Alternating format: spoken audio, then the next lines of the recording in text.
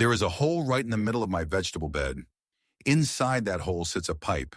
It is just a plain white PVC pipe sticking about 4 inches out of the ground with a cheap plastic lid sitting on top. My neighbors are convinced I have lost my mind.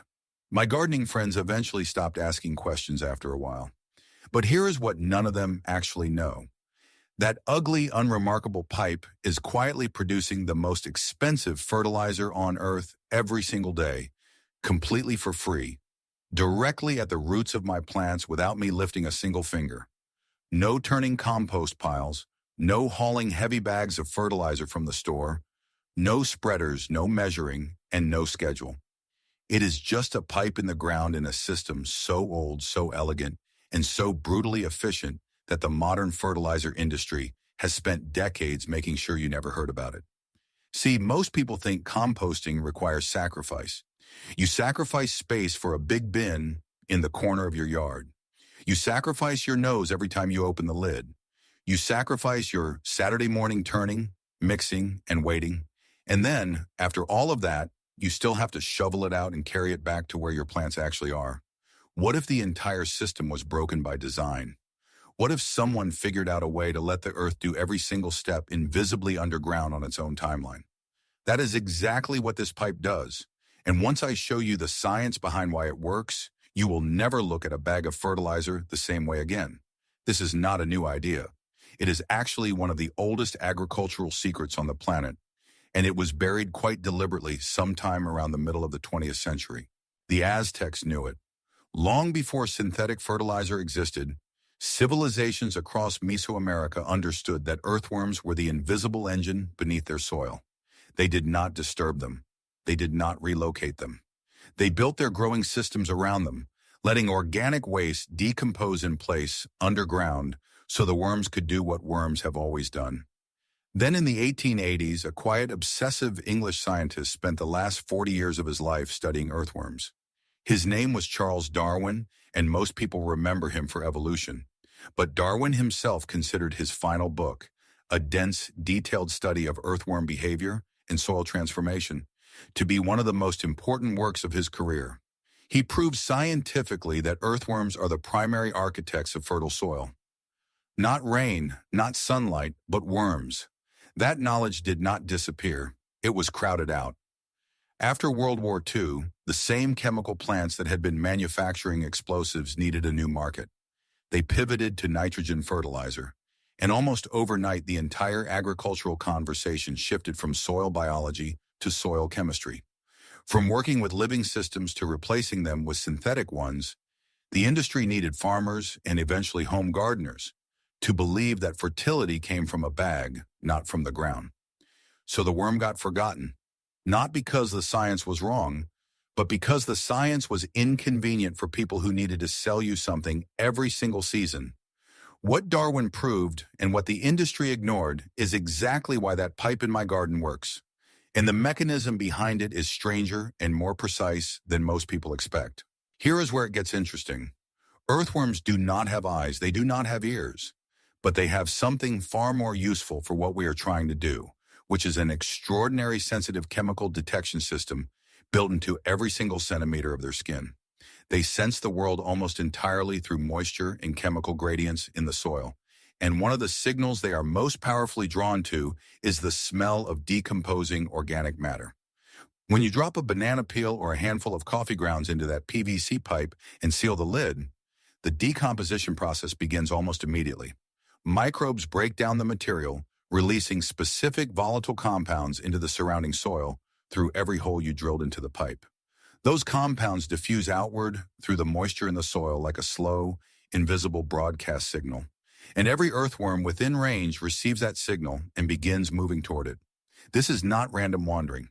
Research in soil biology has shown that earthworms navigate toward food sources with surprising directional accuracy, following chemical gradients through the soil the way a shark follows a scent trail through water.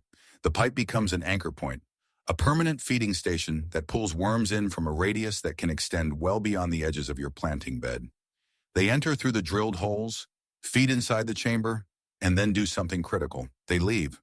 They move back out through those same holes and travel through your entire root zone, digesting organic material as they go, aerating the soil with every tunnel they create, and depositing their waste, which scientists call castings, in a continuous trail directly through the area where your plant roots are actively growing. That is the elegance of the system. The pipe does not contain the fertility. It generates a gravitational pull that distributes fertility across your entire bed through the natural movement of the worms themselves. You are not building a compost bin. You are building a worm highway with a permanent rest stop in the middle. And what those worms are leaving behind in your soil is something no fertilizer company wants you to price out for yourself. Let us price it out right now. Worm castings, the technical term for worm waste, sell for anywhere between $15 around the world and $30 for a small 5-liter bag at most garden centers. If you have ever bought a bag and read the label, you already know it is marketed as premium, almost luxury fertilizer. But the price tag only tells half the story. The real question is why it commands that price. And the answer is something synthetic fertilizer fundamentally cannot replicate. Standard chemical fertilizers are built around 3 numbers you see on every bag: nitrogen, phosphorus, and potassium, the NPK ratio. They deliver those elements in a soluble, fast-release form that floods the soil, gives the plant a short burst of growth, and then leaches away with the next rainfall. The plant gets a spike, then it needs another hit. It is by design a dependency cycle. Worm castings work on an entirely different principle. The nutrients inside castings are bound within a slow-release biological matrix, meaning they become available to plant roots gradually in response to the plant's own uptake signals, rather than all at once. But beyond NPK, castings contain something no synthetic fertilizer has ever successfully bottled. They are dense with beneficial microbial life, including bacteria and fungi that form direct symbiotic relationships with plant root systems.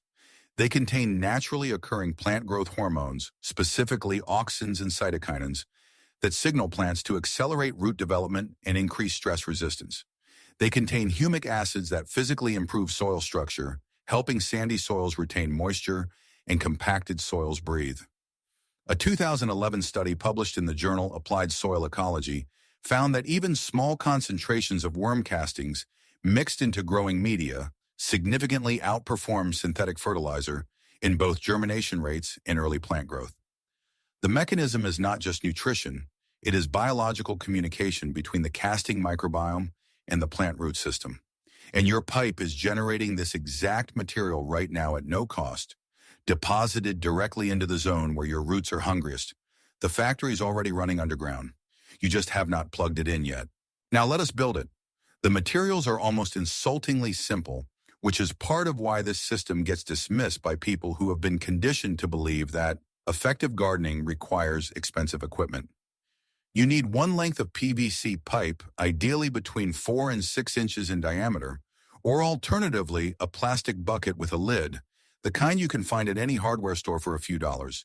The diameter matters because you want enough interior volume to hold a meaningful amount of organic waste without needing to feed it every single day, but not so large that the decomposition rate inside slows down from insufficient microbial density. For depth, you are aiming to bury the pipe so that roughly 2/3 of its total length sits below the soil surface with about 4 inches remaining above ground as your loading port.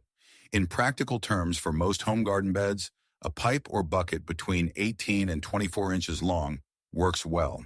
That puts the bottom of your chamber at a depth where soil moisture is more consistent and worm activity is highest, typically between 10 and 16 inches down, depending on your climate. Before you bury it, drill your holes. Use a standard drill with a 1 to 2 inch to 3/4 inch bit and cover the entire lower 2 to 3 of the pipe with holes, spacing them roughly 2 to 3 inches apart in a scattered pattern all the way around the circumference. You are not building a filter. You are building a door system, and you want as many entry and exit points as possible so worms can move freely in every direction. The more holes, the more traffic. The more traffic, the wider the distribution of castings through your bed. For the bottom of the pipe, you have 2 options. You can leave it completely open, which allows worms to enter from directly below, and also lets liquid from decomposing material drain naturally into the surrounding soil, carrying soluble nutrients with it. Or you can cap it loosely with a piece of mesh or landscape fabric to prevent larger debris from clogging the base, while still allowing worm passage. Both approaches work. The open bottom is simpler and slightly more effective for worm movement. Position the pipe as close to the center of your planting bed as your layout allows. The goal is to maximize the radius of influence so that worms traveling outward from the feeding chamber pass through the root zones of as many plants as possible before they stop and deposit castings. Once it is in the ground and your lid is on top, the infrastructure is complete. But how you feed it determines everything about how well it performs. Feeding the pipe is where most people either get this right immediately or develop small habits that quietly undermine the whole system. The rule is simpler than you think, but the reasoning behind it matters enough to explain properly. Almost any raw kitchen waste goes in: fruit and vegetable scraps, banana peels, apple cores, wilted salad greens, coffee grounds, used tea bags without the staple, crushed eggshells, cooked plain rice or pasta in small amounts, and torn up cardboard or newspaper to balance moisture. These are the inputs that decompose at a rate worms can track and respond to, releasing those chemical signals through the soil consistently enough to keep your worm population anchored near the pipe. What you do not put in is equally important. Meat, fish, and dairy decompose through a different bacterial pathway that produces ammonia-based compounds in concentrations that are actually repellent to earthworms rather than attractive. Cooked food with oils, sauces, or heavy seasoning falls into the same category. Citrus peels in large quantities create an acidity that disrupts the microbial balance inside the chamber. And anything treated with pesticides or herbicides, including some commercially grown produce scraps, can introduce chemical residues that harm the very worm population you are trying to cultivate. Keep the inputs clean, raw, and plant-based, and the system regulates itself. Feeding frequency is flexible. Every 2 to 3 days is ideal for maintaining consistent decomposition activity, but the system tolerates gaps of a week or more without collapsing. Worms that leave the chamber during a quiet period will return when activity resumes. The pipe is a permanent feature of your bed, not a machine that breaks down if you miss a cycle. You will know the system is working when you start seeing worm castings accumulating visibly inside the chamber after several weeks. When the soil immediately surrounding the pipe becomes noticeably darker and more crumbly than the rest of the bed. And when your plants closest to the pipe begin outpacing everything else in the garden in ways that become difficult to explain to anyone who has not seen this before. The most common mistake is overloading the pipe faster than the microbial population inside can process the material. If you open the lid and smell something aggressively unpleasant, rather than the earthy fungal smell of healthy decomposition, slow down your inputs and add a handful of dry cardboard or dried leaves to rebalance the carbon to nitrogen ratio inside the chamber. Everything this system produces, it produces silently underground without asking anything of you except the scraps you were already throwing away. And that is exactly the kind of knowledge that certain industries have always preferred you never stumble across. If you made it this far, you now know something that most people who have been gardening for decades still do not know. Not because it is complicated, not because it requires special skills or expensive tools, but because a system that turns your kitchen scraps into the most potent fertilizer on earth for free forever, using nothing but biology that has existed for 500 million years, is genuinely terrible for the business model of every company that sells you something to grow your food. That is the real reason this knowledge stays quiet, not conspiracy, just economics. So when you share this video, understand that you are not doing me a favor. You are doing something slightly subversive. You are putting information in front of someone who has probably been buying bags of fertilizer every season for years without ever questioning whether they needed to. Every person who watches this and builds one of these pipes is one fewer customer in that cycle. If that feels like something worth being part of, hit subscribe. Not because I need the numbers, but because every video on this channel is built around the same premise, that the most powerful tools for growing your own food have already been discovered, are almost always free, and are almost never the thing being advertised to you. And in the next video, I'm going to show you something that makes this pipe look like a warm-up. A technique for rebuilding completely dead, compacted, lifeless soil in under 60 days using nothing but materials most people throw away. No tilling, no amendments from a store, just biology working the way it was always supposed to. That one you do not want to miss. If this revelation about the hidden power of earthworms has changed how you view your garden, please subscribe and like the video. We are uncovering the agricultural history and biological secrets that the industry tried to bury.